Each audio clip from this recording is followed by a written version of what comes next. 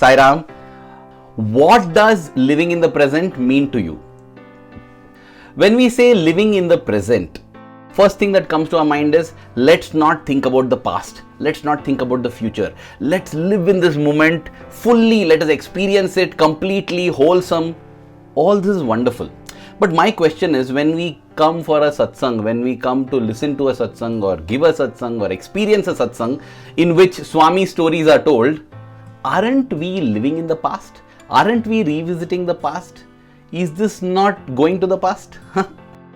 We hear Swami telling us past is past. Past is a history. Future is a mystery. Present is the gift. So does it mean that I should not learn lessons from the past? Again, in the same way, should I not plan for the future?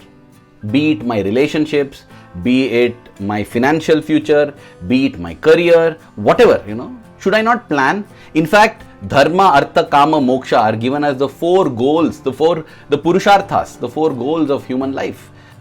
One can speak in complete detail on these four aspects itself, but these are the four goals of life, and the fourth one is moksha.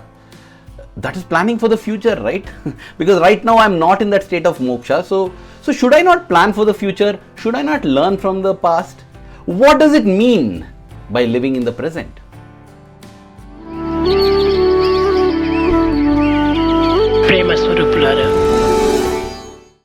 Whenever Swami tells us live in the present, you will notice that invariably he has a follow-up statement as well.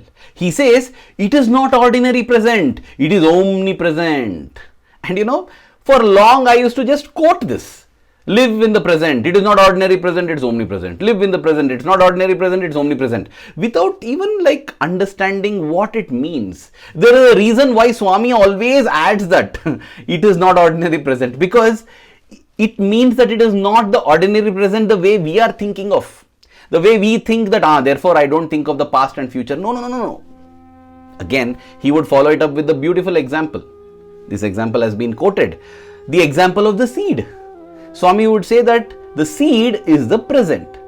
But this seed has come from the tree of the past. And this seed is going to give rise to the tree of the future. So this seed contains the tree of the past, the tree of the future. This is the present which has in it the past as well as the future. That is why it is omnipresent. The meaning of omnipresent means present along all the three dimensions of space and present even in all the dimensions of time. That is why it is omnipresent, present everywhere and at all the times. In past, present and future as well as in all space. That is why this seed. So it definitely means that the present, when Swami says live in the present, he is referring to a present which contains lessons of the past and planning for the future. But then how do I discriminate between what of the past and what of the future I should contain and what I should give up? Often what happens is when we think of the past, it leads to feelings of fear, nervousness. Let me elaborate. There is this experience of Kalpagiri recorded in the Satyam Shivam Sundaram part 2. There's in fact an entire chapter on it called Wounded Wings, beautiful chapter. I have also narrated this entire story of Kalpagiri as a video. So I will not go into the full details here, but briefly, Kalpagiri was a murderer who then, to escape the police, ran away to the Himalayas, and after some time, that's it. The police gave up because back then I don't think technology was there to track.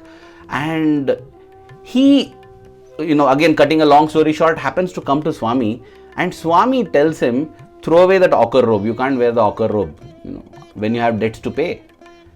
And though Swami tells him to remove the ochre robe, stop doing this, and then Swami tells him, go surrender to the police. Go surrender to the police. Swami, they will hang me. That is the punishment for this crime. They will hang me. Swami says, it's all right. Face it. Now, Swami is telling him to face death. The ultimate fear that all of us have, right? And Swami tells that you cannot escape your consequences of karma. Pay it off. Do it off now. And imagine, this advice gives peace to Kalpagiri. The peace that has been evading him from so long. Though he has gone to Himalayas, though he has been to all pilgrimage places, He doesn't have that peace of mind. He is seeking peace. I want peace, I want peace, I want peace.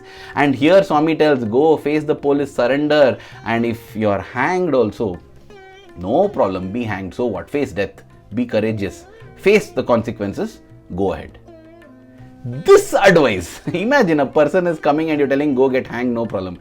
But this advice is what gives him peace. He becomes so courageous. All fear is gone. When we say Swami gives abhaya hasta, abhaya means non-fear. He says, yes, Swami, I will do that.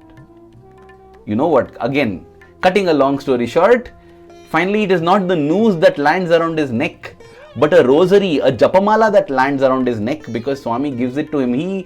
He doesn't face the noose. It's an amazing sequence of events. In fact, it leads him to transforming the entire jail where he has been housed. A Sai center begins in the jail and multiple prisoners write to Swami. After all, isn't our Swami the only refuge for prisoners?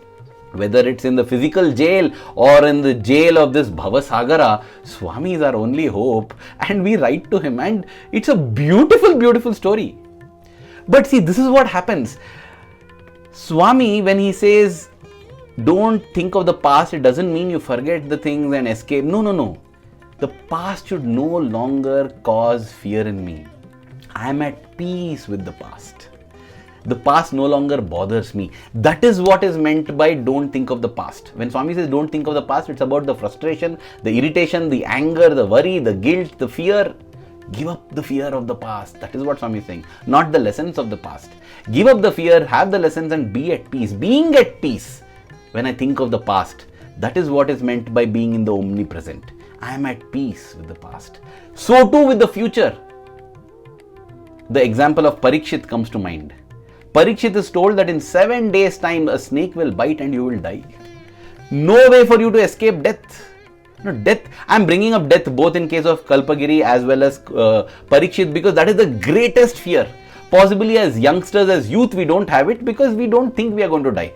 Unconsciously, we just feel that I am going to live. But as we get older, the fear of death comes. How will the death be? How will I struggle? Will I be a burden on others? Will I get incapacitated? What will happen? Fear of death is the greatest fear that people have.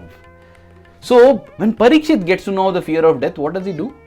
He gets his priorities right. He just gives up the kingdom, he gives up family, he gives up everything. Walks straight to Sage Shuka and he says, "O sage, tell me the stories of the Lord. Just tell me the stories of the Lord." And we must be grateful to Raja Parikshit. It is because of him that we have the beautiful Bhagavatam, the Srimad Bhagavatam, the stories of Krishna in particular and the stories of Lord Vishnu in general. But that's what he did. And at the end of 7 days, did he escape death? No. But he escaped death. Mrityorma amrutam gamaya does not mean take me from death to immortality, meaning I will live in this body forever. It just means that death doesn't bother me anymore. Death becomes just a dress of life. That is what happened to Parikshit. He was at peace. When the snake came, he invited and said, "Come, O Takshaka, you do your duty. I am fine. I am very happy." So peacefully he passed on. So beautifully. No worry of the future, no fear of the past. Absolute at peace with the past, absolute at peace with the future. And that is possible only when we are in thoughts of God, when we do everything keeping God as the basis. Because God is omnipresent, right? Like the magnet converts every iron filing that comes to it into another magnet. The only way we can live in the omnipresent is being in touch with the omnipresent one, which is God. And that is how Kalpagiri lost fear of the past and became peaceful, made peace with the past because of being in touch with God. Parikshit lost the worry of the future and made peace with the future by being in touch with God. And I feel that is the only way we can live in the present, by living with the omnipresent. That is living in thoughts of God, doing everything as an offering to God, bringing Swami into everything that we do. When we do this, dear brothers and sisters, automatically everything becomes divine. Work becomes worship, duty becomes God. This is the secret, and this is how I understand it. To live in the present means to have the lessons of the past, to plan for the future, while being at peace with the past as well as the future, not allowing them to worry us and not allowing them to cause fear in us, because we have the abhaya of Swami. We have the hand that bestows always on our heart. We have Swami always in our heart. He is not just a part of our life, he is the center of our life.